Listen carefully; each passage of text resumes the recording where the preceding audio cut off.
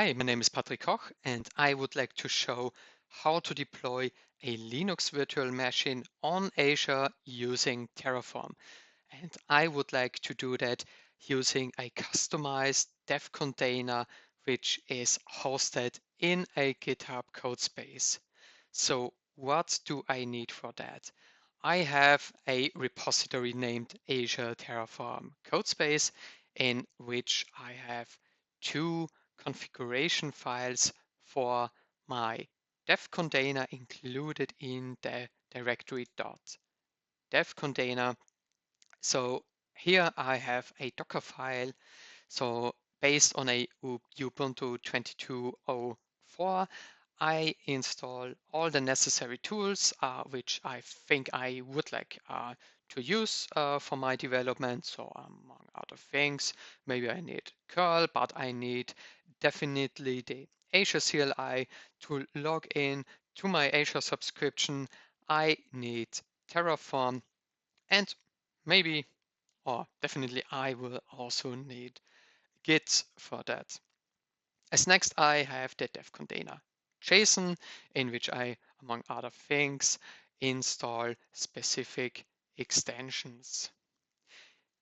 As next, as a second repository, I have the repository named Terraform Azure Virtual Machine Linux, and here inside I have several Terraform configuration files, so which form a full Terraform configuration, and this is capable of deploying a Linux virtual machine on Azure inside my subscription. So currently here at the section virtual machines, there is nothing deployed so far, but this will change in the next within the next minutes. So where to start? I would like to create a Codespace, a GitHub Codespace, which will host my customized dev container. I can do that in a direct way here in the browser when I select Codespaces. Currently, there is no Codespace created. I can also do that in Visual Studio Code, and I would like to show it in VS Code. So that's now the checked out content of the repository Azure Terraform Codespace. So here you can again see the Docker file and the dev container JSON. If I now would like to create a new Codespace, I click here on Remote Explorer, ensure that you've chosen here also GitHub Codespaces, and I create now a new one either by clicking here on the button, create Codespace, or I click here on the plus, so it doesn't matter. At first, I have to choose the repository in which I would like to create the Codespace. I would like to stick to the Azure Terraform Codespace. As next, I have to choose the branch which shall be used. So currently there's just the main branch, so I choose the main, and I can also choose the instance which I would like to have. And I think 2 cores, 8 gigabyte memory and 32 gigabyte storage are definitely sufficient. What happens now is that a new GitHub Codespace is established, and this GitHub Codespace will also host the dev container based on the Docker file which I've shown you before. So let's see what's happening here. So it's now building the Codespace, and this will now take a few moments. Maybe in the meantime, to distinguish the concept of a dev container in contrast to a GitHub Codespace, a dev container is a containerized environment that you and I, as a developer, can use to work with. So this includes all the desired tools which you would like to have, which I would like to have. So in my case, if I would like to work with Terraform on Azure, then I need, of course, the Azure CLI, the Terraform CLI. And imagine if you would like, for instance, to work with a Kubernetes cluster, then you would install, for instance, the kube control to work with, right? So whatever you need for your development. The GitHub Codespace as a concept. So this this is defined as a service which is capable of providing you with the included dev container, which runs inside the cloud. So the dev container is hosted by the GitHub Codespace. So it's not getting built and run on your device, so on your laptop. So it's getting built and hosted inside the cloud. So therefore be aware that maybe some costs could be allocated. So maybe let's have a quick view again here in the browser. I do an update and I can check code and Codespaces.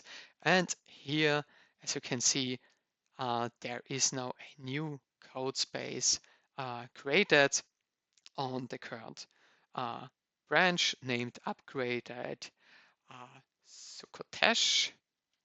All right, they are always really beautiful names. I really like that.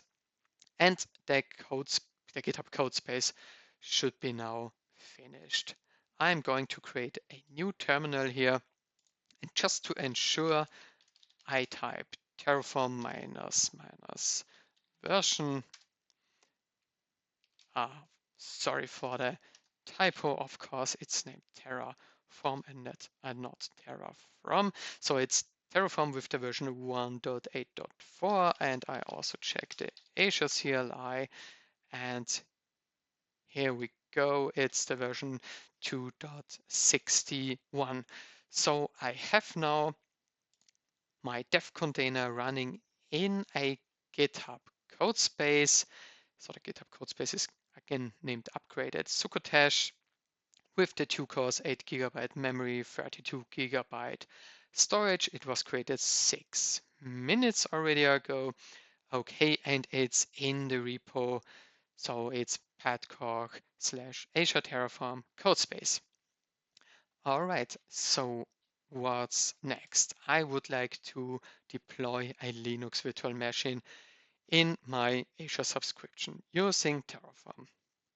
Therefore, I need somehow the Terraform configuration, and I would like to have it here in my dev container, right? So I would like to have the content of this repository. By the way, all the things which I do are documented here. So how to create the GitHub Codespace, which runs afterwards the dev container, and also here how to deploy now this Terraform configuration, which results in a Linux virtual machine. So I need this content here. So you now maybe wonder why didn't I already put all these Terraform files here version controlled in this repository. So I would like to have this repository for, as an example for a GitHub Codespace only. So therefore maybe excuse that that's maybe not ideal. But I switch back now here to Visual Studio Code, and I'm going to clone this repository. So the repository named Terraform Azure Virtual Machine Linux. So here we go. As you can see, here now this new directory appeared, and here I have my Terraform configuration consisting of several files. So the main TF, the outputs TF, providers, Terraform, and variables. Maybe let's risk a quick view here in this main TF. I define here several resources. So here starting in line 1 until 4, the resource group, which I name example resources. I have a virtual network, a subnet, a public IP, which I will use afterwards to establish a connection to the virtual machine. I have a network interface, and finally, starting here in line 40, my virtual machine, which is getting named here in line 41. I'm using a variable here, which is defined here in variables.tf, and the name of the virtual machine will be GLT-24. As you can see, also as description, the name of the virtual machine, and I'm also using several other variables for this Terraform configuration. All right, so I've cloned the content of the repository. What's missing now is to establish or to log in to my Azure virtual machine. I'm using the command az login for that. A new browser session uh, will be established, and there I have to choose my account. And after confirming that, so just to show you that, so I will click on that, and after a few moments, yes, I'm logged in. I've just one subscription here, so I can either choose the one or press enter, as there's just one, and that's already selected. That's it. Okay. So finally, let's consider how to provision the Linux virtual machine. As already mentioned, I've documented that also in the repository here. So the very first thing is that I'm going to create a public-private key pair, and afterwards I'm going to contact the Terraform commands, starting with Terraform init until to do the real provisioning with using Terraform apply and using the plan file as an argument. And finally, I will access the virtual machine. So let's do that step by step. So let's see. I will switch into the directory which contains the Terraform configuration files. Yes, now I'm going to create the public-private key pair using SSH-keygen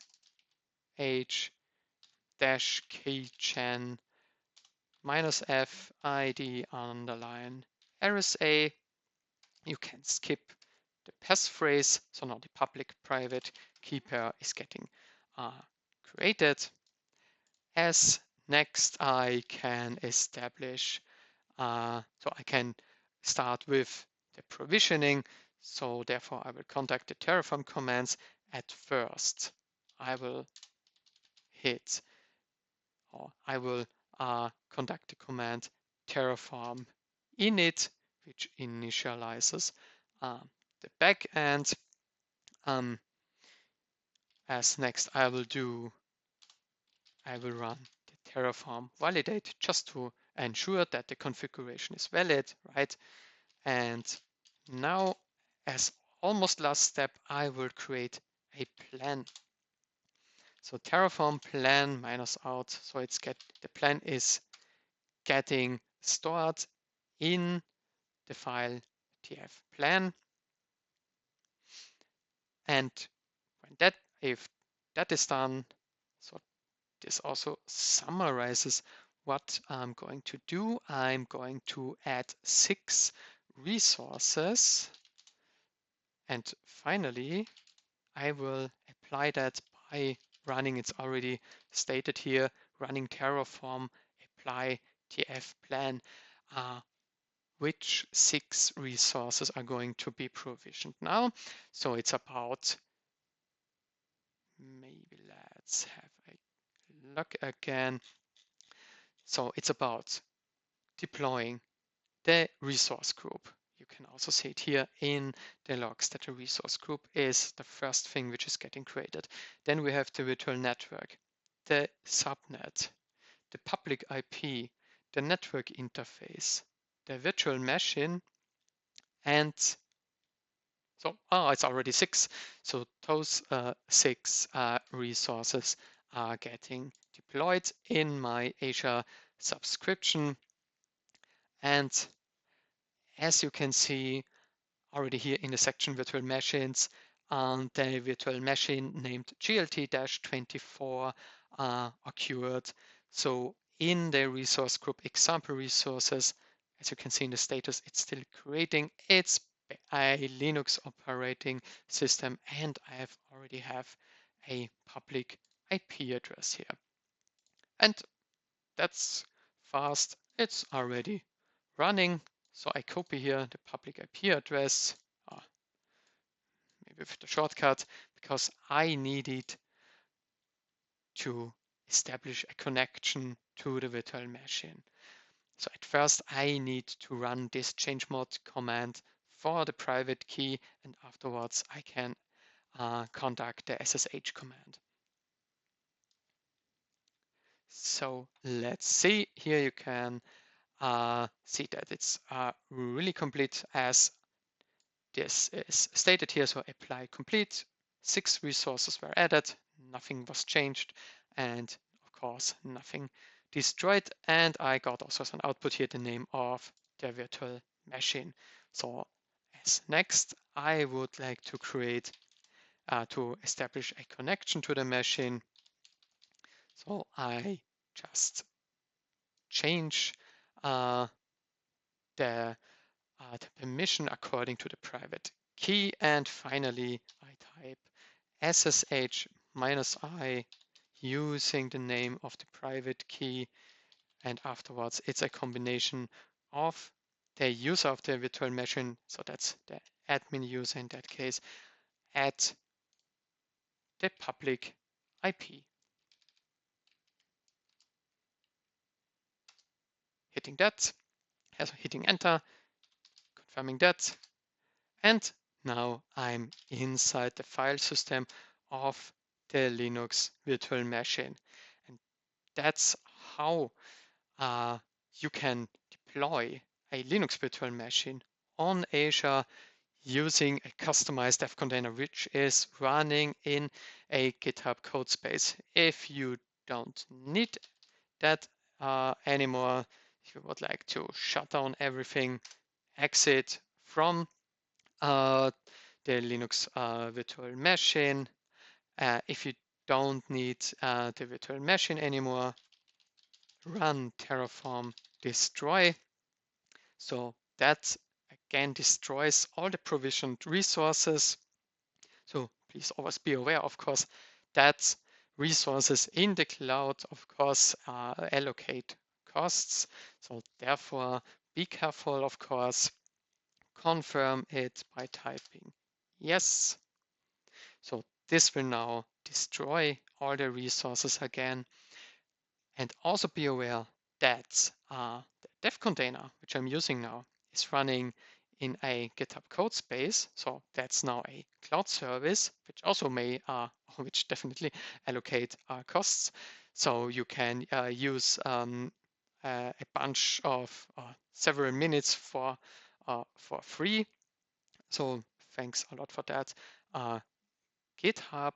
But when you have already used that, then you have to pay it, of course. And therefore, also take care if you don't need your dev container running in a GitHub Codespace anymore, disconnect it. So I, of course, now will wait until the resources are destroyed again. So if that is done, I'm going to disconnect from the GitHub Codespace, and also be aware that the connection is afterwards just disconnected, and the GitHub Codespace will still exist. Therefore, also be aware to stop the GitHub Codespace afterwards, and if you really don't need it for a longer period of time, you can also delete it. So don't forget about that to to to ensure that you don't get a huge bill. So yeah, that's the message. If you provision resources in the cloud, also be aware to destroy it. Take care about that. But also the message is that it's really easy to create or to run your customized dev container inside a GitHub Codespace, and also to establish a GitHub Codespace which serves to host your dev container. Inside your dev container, as you can see, it's also easy to deploy in that case, a Linux virtual machine using Terraform. Here I'm now going to disconnect from the Codespace, and finally I can also stop it using that button here, so stopping it, and then we are almost safe. Maybe also delete old Codespaces which you don't need anymore. And yeah, we're now in the at the end. I hope you liked this demonstration. Thanks for watching, and maybe see you soon. See you again. Thanks. Bye.